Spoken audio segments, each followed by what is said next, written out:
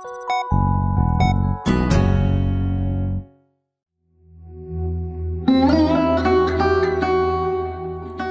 मार्च सिर्फ भगत सिंह, राजगुरु और सुखदेव जैसे क्रांतिकारियों की शहादत का दिन नहीं, बल्कि उस क्रांतिकारी कवि की शहादत का दिन भी है जिसके बारे में नामवर सिंह ने कहा था कि वो एक शापित कवि है।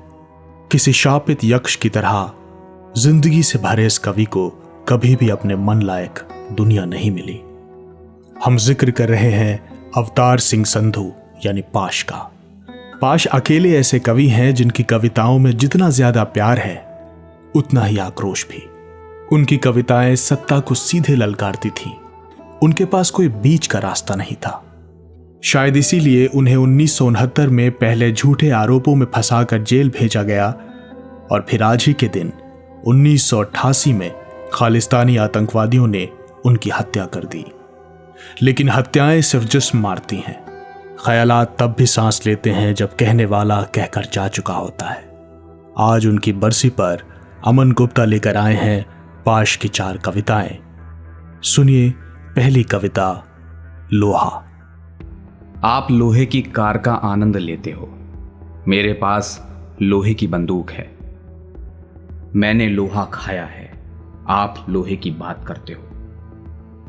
लोहा जब पिघलता है तो भाप नहीं निकलती।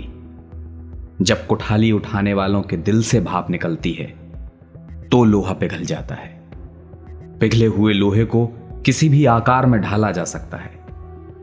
कुठाली में देश की तकदीर ढली होती है। ये मेरी बंदूक, आपके बैंकों के सेफ और पहाड़ों को उल्टाने वाली मशीनें सब लोहे के हैं। शहर से वीराने तक हर फर्क, बहन से वैश्या तक हर एहसास और मालिक से मुलाजिम तक हर रिश्ता, बिल से कानून तक हर सफर, शोषण तंत्र से इंकलाब तक का हर इतिहास, जंगल, कोठरियों और झोपड़ियों से लेकर इंटेरोगेशन तक हर मुकाम सब लोहे के हैं। लोहे ने बड़ी देर इंतजार किया है कि लोहे पर निर्भर लोग लोहे की पत्तियां खाकर खुदकुशी करना छोड़ दें। मशीनों में फंसकर फूंस की तरह उड़ने वाले लावारिसों की बीवियां लोहे की कुर्सियों पर बैठे वारिसों के पास कपड़े तक भी खुद उतारने के लिए मजबूर ना हो। लेकिन आखिर लोहे को पिस्तौलों, बंदूकों और बमों की शक्ल लेनी पड़ी है। आप लोहे की चमक में चुंधियाकर अपनी बेटी को बीवी समझ सकते हैं, लेकिन मैं लोहे की आंख से दोस्तों के मुखौटे पहने दुश्मन भी पहचान सकता हूं, क्योंकि मैंने लोहा खाया है, आप लोहे की बात करते हो। दूसरी कविता है आधी रात में। आधी रात में मेरी कपकपी 7 रजाइयों में भी न रुकी। सतलुज मेरे बिस्तर पर उतर आया। 7 रजाइयां गीली, बुखार 106, 107, हर सांस पसीना पसीना। युग को पलटने में लगे लोग बुखार से नहीं मरते। मृत्यु के कंधों पर जाने वालों के लिए मृत्यु के बाद जिंदगी का सफर शुरू होता है। मेरे लिए जिस सूर्य की धूप वर्जित है, मैं उसकी छाया से भी इनकार कर दूंगा। मैं हर खाली सुराही तोड़ दूंगा। मेरा खून और पसीना मिट्टी में मिल गया है। मैं मिट्टी में दब जाने पर भी उगाऊंगा।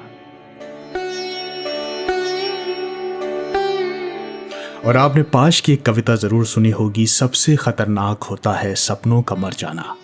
लेकिन इसी के साथ पाश एक छोटी सी कविता में यह भी बताते हैं कि सपने किसे आते हैं। सुनिए तीसरी कविता। हर किसी को नहीं आते। बेजान बारूद के कणों में सोई आग के सपने नहीं आते। बदी के लिए उठी हुई हथेली को पसीने नहीं आते। शेल्फों में पड़े इतिहास के ग्रंथों को सपने नहीं आते। सपनों के लिए लाजमी है झेलने वाले दिलों का होना। नींद की नजर होना लाजमी है। सपने इसलिए हर किसी को नहीं आते। और चौथी और इस कड़ी की सबसे आखिरी कविता सुनिए, मैं पूछता हूं। मैं पूछता हूं आसमान में उड़ते हुए सूरज से, क्या वक्त इसी का नाम है? कि घटनाएं कुचलती चली जाएं मस्त हाथी की तरह पूरे मनुष्य की चेतना, कि हर प्रश्न काम में लगे जिस्म की गलती ही हो। क्यों सुना दिया जाता है हर बार पुराना चुटकुला, क्यों कहा जाता है हम जिंदा हैं। जरा सोचो कि हम में से कितनों का नाता है जिंदगी जैसी किसी वस्तु के साथ। रब की वो कैसी रहमत है जो कनक बोते फटे हुए हाथों और मंडी के बीचों बीच की तख्त पोश पर फैली हुई मांस की उस पिलपिली ढेरी पर एक ही समय होती है। आखिर क्यों बैलों की घंटियां और पानी निकालते इंजन के शोर में घिरे हुए चेहरों पर जम गई है एक चीखती खामोशी। कौन खा जाता है तलकर मशीन में चारा डाल रहे कुतरे हुए अरमानों वाले डोलों की मछलियां। क्यों गिड़गिड़ाता है मेरे गांव का किसान एक मामूली से पुलिसिये के आगे। क्यों किसी दरड़े जाते आदमी के चौंकने के लिए हर वार को कविता कह दिया जाता है। मैं पूछता हूं आसमान में उड़ते हुए सूरज से, क्या वक्त इसी का नाम है? अगर आपको कविताएं पसंद आई तो इन्हें अपने साथी दोस्तों के साथ शेयर करें और अपनी राय आप हमें कमेंट बॉक्स के अलावा radio@aajtak.com पर दे सकते हैं। नमस्कार।